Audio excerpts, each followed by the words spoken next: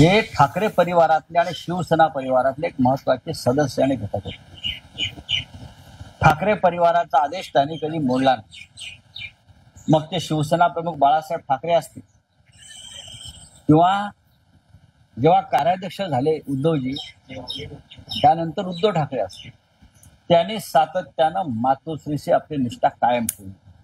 ते आता जे आहेत नाही, स्वतःला शिवसेना शिवसेना म्हणून घेणारे लफंगे आणि चोर, हे धंदे कधी आयुष्यात माननीय आनंद दिघे यांनी कधी केले नाही. रावसाहेब, तुम्ही टाळाचा उल्लेख केला. जे तुमच्यावर आता टीका करतायत किंवा तुमचा निषेध करतायत ते म्हणतात की राऊत यांच्या मुलाखतीनच दिघे साहेबांना टाळा. असं कधी आनंद दिघे साहेबांनी म्हटल्याचं माझ्या लक्षात नाहीये की संजय राऊतांमुळे मला त्रास झाला.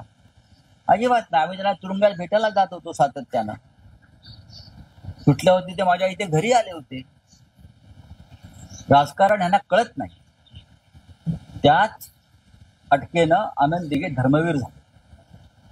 हे काल जी पोरं टोरं आले होते ना, आनंद दिघे यांच्या ज्या आनंद आश्रमाचे लोक बसत आहेत, तो कोणी कोणाच्या नावावर करून घेतलाय ती प्रॉपर्टी, याचा तपास करा. आनंद दिघे साहेबांच्या वेळेला तो एक ट्रस्ट होता. दिघे साहेब तिथून काम करायचे आणि आज ती प्रॉपर्टी म्हणून कोणी कोणाच्या नावावर करून घेतलेले आहे, धमक्या आणि दहशत निर्माण करून. हे मी सांगेन, दिघे साहेबांनी असे उद्योग कधीच केले नाही. दिघे साहेब हे व्यापारी नव्हते. त्यांनी शिवसेनेचा व्यापार केला नाही आणि त्यांनी कधीही कोणत्याही पदासाठी मातोश्री होती, मला स्वतःला काही पद पाहिजे, मला मुख्यमंत्री व्हायचंय, मला मंत्री व्हायचंय, मला नेता व्हायचंय, अशी कधीच मागणी केली नाही. ठाणे सारख्या जिल्ह्याचे ते एक सर्वोत्कृष्ट जिल्हा प्रमुख म्हणून त्यांनी काम केलं आणि ते महाराष्ट्रातले एक आदर्श जिल्हा प्रमुख असल्याचं बाळासाहेब ठाकरे वारंवार आपल्या भाषणात सांगत होते. जेव्हा दिघे साहेब होते तो काळ वेगळा होता. तेव्हाही अनेक पदं निर्माण झालेली नव्हती. मग उपनेते असतील किंवा ती प्रक्रिया सुरू झालेली नव्हती. नेते आणि नेत्यानंतर थेट जिल्हा प्रमुख. त्याच्यामुळे ह्यांना मिरच्या झोंबायचं कारण काय?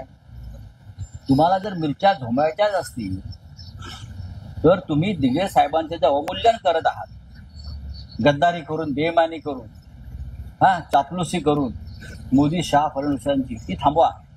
तरच दिघे साहेबांच्या आत्म्याला शांतता लागेल. आणि अरे सोडाव कोण श्रीकांत शिंदे, अरे सोडाव श्रीकांत शिंदे काय, कोण श्रीकांत शिंदे?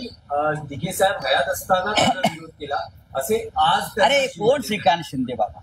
काय त्याचा संबंध आहे शिवसेनेशी? उद्धव ठाकरेंनी केलेला खासदार आहे. तो शिवसेनेत होता का कधी हा पोरग? हे माननीय उद्धव ठाकरे त्याचा बाप गेला. बापाने म्हटलं माझ्या पोराला सध्या काय काम नाहीये, तो डॉक्टर आहे हाडांचा, बरं का, आणि गोपाळ लांडकेचं तिकीट कापून त्याला तिकीट द्यायला लावलं. तुम्ही काय सांगते श्रीकांत शिंदे वगैरे? मला नका सांगू तू या शिवसेनेतल्या गोष्टी. मी इतकंच सांगतो. कोणते? आनंद दिघे. आनंद दिघे नाही आपले सध्याचे. कोणते? नरेश नाही हो, खासदार काय कोण? अहो एकनाथ शिंदे. आनंद दिघे. अहो थांबा ना, खूप चांगली माहिती देतो तुम्हाला. आज जे एकनाथ शिंदे आहेत ना, ते राजन विचारेचा त्याग, राजन विचारेने त्याग केल्यामुळे एकनाथ शिंदे शिवसेनेचे मुख्य प्रवाहात. त्याबद्दल एकनाथ शिंदे यांनी रोज राजन विचारेचे पाय धुवून तीर्थप्राशन केलं पाहिजे. राजन विचारेचा त्याग. राजन विचारे सभागृह नेते होते. शिंदेच्या घरामध्ये दुर्घटना घडली दुर्दैवाने. ते सैरवेर झाले होते, दुःखात होते.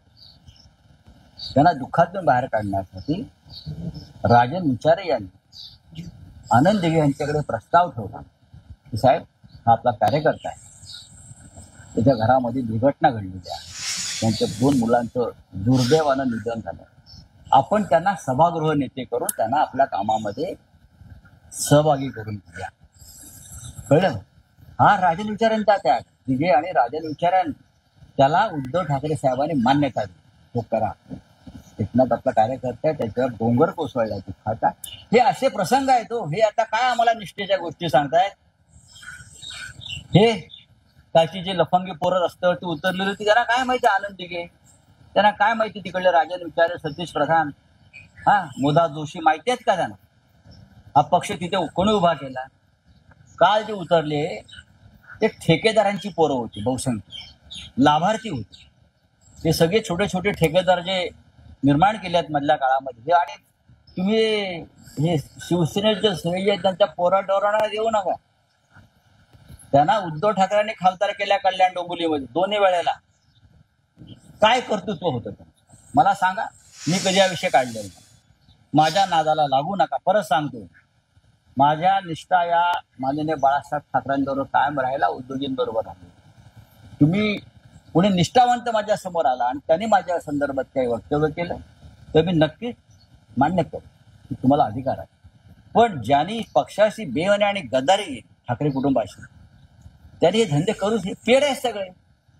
कालच्याच त्या आंदोलनाला 100 काय दिवसे असतील. कालच त्यांनी 5-50 लाख खर्च केले असतील मला शिव्या देण्यासाठी. त्यांचं राजकारण ते आहे ना. चला, थँक्यू. एक आहे की त्या शिंदेच्या भागामध्ये आज राज ठाकरे अंबरनाथ, कल्याण डोंबिवली असा दौरा करता आहेत.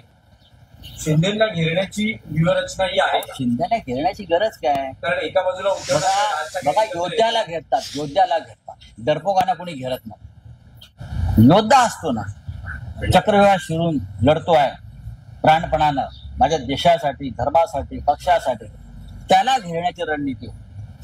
भ्रष्टाचाराला कशाला घेरायचं, बेमान नेत्याला कशाला घेरायचं. तो आपोआप त्याच्या कर्मानं मरत असतो. राज ठाकरे गेले, उद्धव ठाकरे जातील, आम्ही सगळे जाऊ. मीही जाणार आहे. तुम्ही जाणार? का नाही जाणार. कधी जाणार? का जाणार नाही. मी ठाण्यामध्ये. ठाणे कोणाचं आहे. ठाण्यावरती भगवा झेंडा हा बाळासाहेब ठाकरेंनी लावला, एकनाथ शिंदेने नाही लावला. तर त्याच्या पोराटोरांनी नाही लावला. जे लाभार्थी आहेत ना, आता आनंद दिघ्यांचं नाव घ्यायचं आहे ना अधिकार. माझं स्पष्ट म्हणणं आहे की शिवसेनेचा एक प्रोटोकॉल आहे. शिवसेना प्रमुखांच्या बरोबरीनं आम्ही कोणीच नाही आहोत. आमचाही फोटो नसेल. उद्धव ठाकरे सुद्धा लावू देणार नाहीत अशा वेळेला.